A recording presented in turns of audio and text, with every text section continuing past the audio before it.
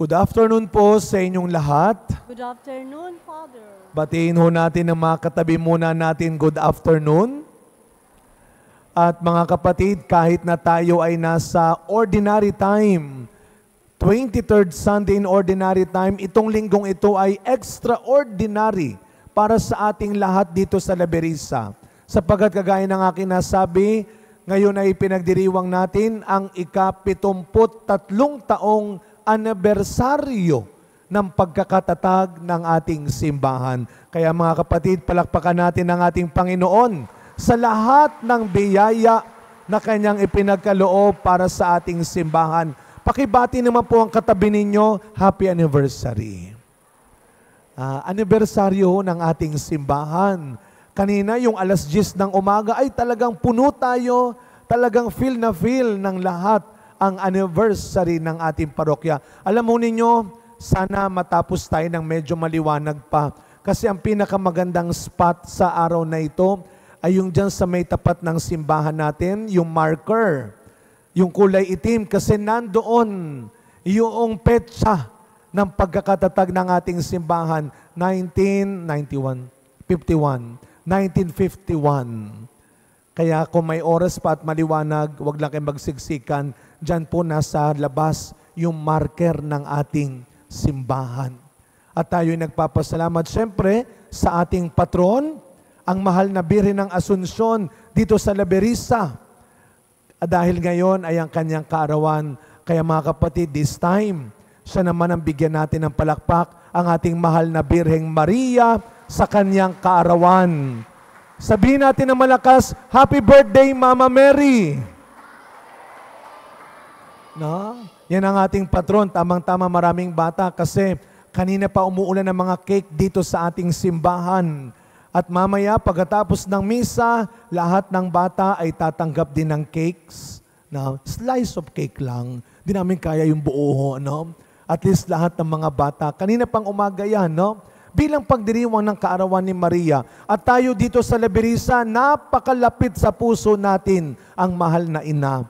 At siguro bilang mga Pilipino, mga kapatid, huwag niyong kalilimutan nung bata tayo. At kayong mga bata ngayon, pag may masakit sa iyo, pag may sakit ka, isa lang ang una nating sinasabi, masakit. Na? Nay, huwag magsiselos yung mga tatay kasi busy kayo sa pagtatrabaho. Kaya ang lagi pong tinatawag ng mga bata pag may masakit ng ngipin, anong sagot ng nanay? Ayan, kain pa ng matamis. Na? Nay, masakit ang tiyan ko, dumapa ka lang. Yun ang unang bukang bibig natin. Nay, may masakit. Kaya nga tayo dito sa ating parokya, meron tayong every first Saturday devotion sa mahal na ina. Sapagkat alam natin ang ating mahal na ina ay malalapit sa mga may sakit. Meron tayong Mass for the Sick. Alam mo natin kung paano naging malaking instrumento ng Diyos si Maria sa unang himala na ginawa ni Kristo sa mundo. Ano yung unang himala? Sa kasalan sa Kana. Wala ng alak. Kaya sa tulong ni Maria, naganap ang unang dakilang himala ni Kristo. Kaya nga kung ikaw ay nasa matinding pagsubok, nangangailangan ka na ng himala, huwag kang makakalimot tumawag kay Maria. Mary is our mother. Lalo na pag may masakit, hindi lang sa katawan, pag may masakit sa kalooban, pag may masakit sa pag-iisip. Kaya lang kahapon, no, meron tayong Mass for the Sick. May lumapit naman sa akin. Sabi sa akin, Father, yung mga nagsisimba parang wala namang sakit. Sabi ko, kailan ka magsisimba? Pag hindi ka na makalakad? Anong gusto mong sakit para magsimba ka? Yung may taning ka na? Yung malubha na? Saka ka magsisimba? Alam niyo mga kapatid, parehong mahirap pagalingin, parehong mahirap gamutin ang nagsasakit-sakitan at naggagaling-galingan. No? Alam ng mga nanay yan. Mahirap gamutin ang nagsasakit-sakitan at naggagaling-galingan. Maging totoo ka. Kung okay ka, kung malusog ka, huwag mong lokohin yung iba. Pero kung may masakit sa'yo, huwag mong kawawain ang sarili mo. Be open. Maging totoo ka. Kaya nga, napakaganda po ng pambungad ng ating unang pagbasa. Kay Propeta Isaías, ano ang sabi niya? Baka para sa iyo ang sinasabi ni Propeta Isaías, huwag kang matakot. Lakasan mo ang loob mo. Kung hanggang ngayon nahihiya ka pa rin magpakatotoo sa harap ng iba. Kung hanggang ngayon nagdududa ka pa rin sa tama at mabuti mong magagawa, alam nyo araw-araw, hindi lang ngayon, araw-araw ang tamang panahon para magtiwala ka. Hindi naman talaga sa magagawa, sa gagawin at sasabihin mo sa iba. Kasi baka yung sasabihin natin kulang. Baka yung gagawin natin hindi sapat. Ano ang sinasabi ni Propeta Isaías? Huwag kang matakot, lakasan mo ang loob mo, dahil ang Diyos ang kikilos para sa iyo. Hindi sa kung anong sasabihin mo. Hindi sa kung anong gagawin mo. Anong sabi ni Propeta Isaías? Ang Diyos ang magbubukas ng kanilang paningin. Ang Diyos ang magbubukas ng kanilang pandinig para matauhan sila, para maturuan sila.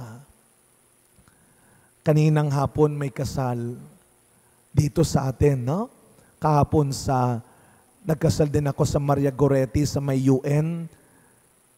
Sabi ko dun sa secretary, marami ba nagpapakasal sa inyo dito? Sabi niya, ay hindi masyado, Father. Maiksi lang kasi yung lalakaran. Di ba sa mga babae, ang gusto ninyo, mahaba yung aisle. Sabi ko sa kanila, huwag kayong mag-alala. Mahaba ang paglalakbay ng buhay mag-asawa.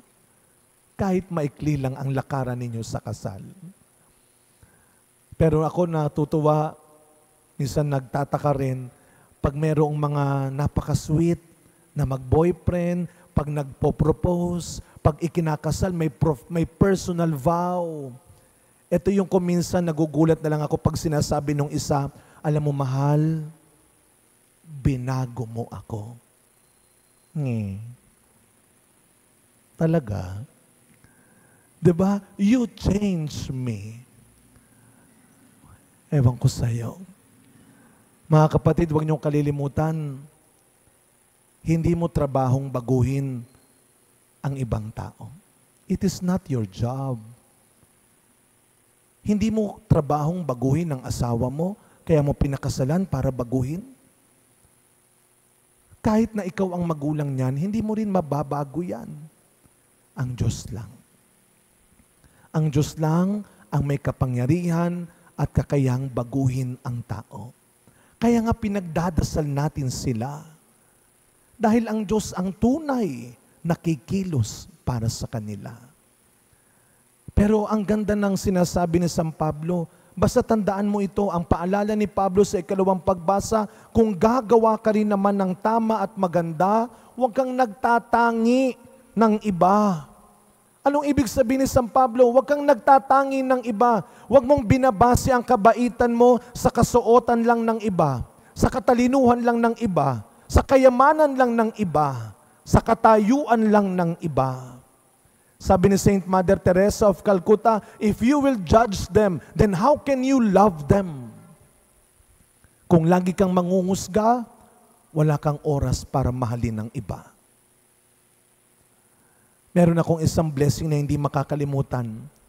Nakakailang blessing na rin ako dito sa atin. May binless akong isang bahay, ang taas. Ang laki talaga sa isang subdivision.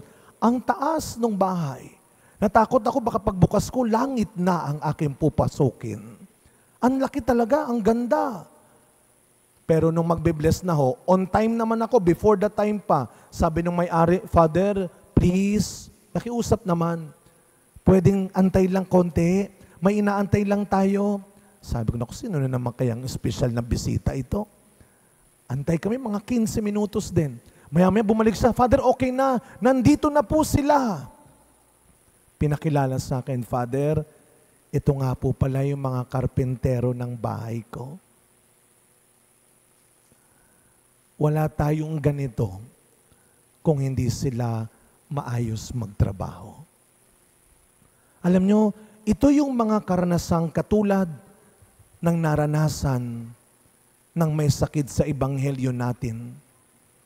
Yung kahit nakakakita ka, mamumulat ka sa katotohanan ng buhay Kristiyano. Marami tayong ephata experience sa buhay, moments of truth. Mga pagkakataon na patatahimikan ka ng Diyos. Mga pagkakataon na itatabi ka ng Diyos. Mga pagkakataon na hihipuin ka ng Diyos para matauhan ka. Para maturuan ka. Baka naman nagbibingi-bingihan ka. Nagbubulag-bulagan ka lang, kaya akala mo, inaaway ka nila. Akala mo kinakawawa ka. Akala mo sinasaktan ka. Ephata, be open. Maging bukas ka. There is more in your life to see, to hear, to give. Sayang ang mata mo kung hindi ka titingin sa totoo. Sayang ang tenga mo kung hindi ka makikinig sa tama. Kaya sa pagkapatuloy na misa natin mga kapatid, ngayong birthday ni Mama Mary, katulad ng kanyang pagbubukas, ng kanyang buhay, sa gusto ng Diyos, sa plano ng Diyos, mga kapatid, bilang isang bayan, magdasal po tayo na sana anumang mahirap tanggapin, anumang mahirap sunding katotohanan at kabutihan ay magawa rin natin pagkatiwalaan. Araw-araw, hilumin, pagalingin nawa ng Panginoon ang bawat pagbubulag-bulagan at pagbibingi-bingihan natin. Araw-araw, palayain sana tayo ng Panginoon sa pagsasakit-sakitan at paggagaling-galingan natin. Ephata, be open. Amen.